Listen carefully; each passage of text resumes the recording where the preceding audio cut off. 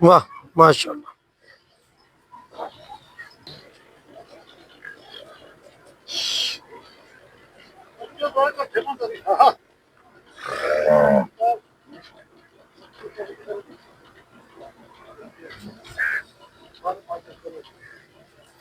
माशाल्लाह माशाल्लाह।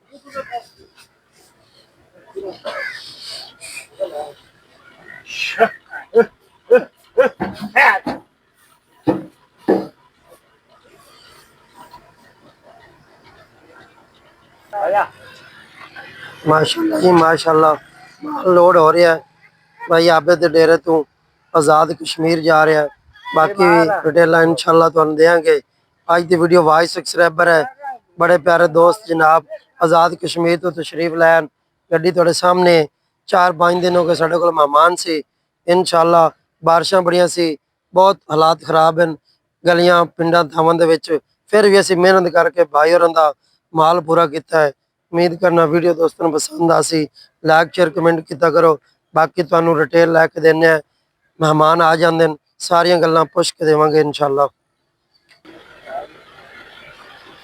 एक मझ है जनाब ये भी जा रही है आज़ाद कश्मीर माशाल्लाह बड़ी खूबसूरत सी।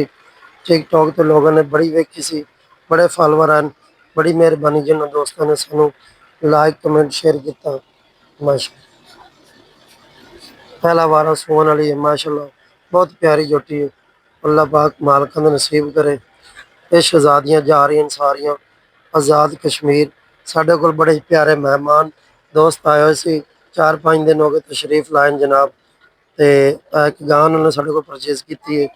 ये वीडियो शीडियो नहीं लगी सी वैसे ही उन्होंने इलाके च लैके दी है तसलियाँ वीरां दे सामने जनाब माशाल्लाह माशाल्लाह।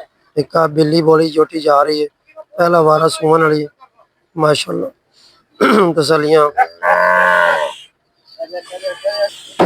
माशाल्लाह। लोडिंग ने तुहानू वीडियो दिखा रहे हैं जनाब माशाल्लाह।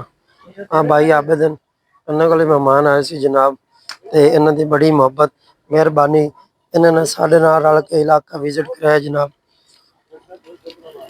माशाल्लाह माशाल्लाह।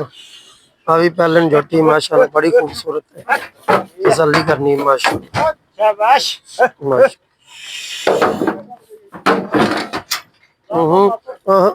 माशाल्लाह।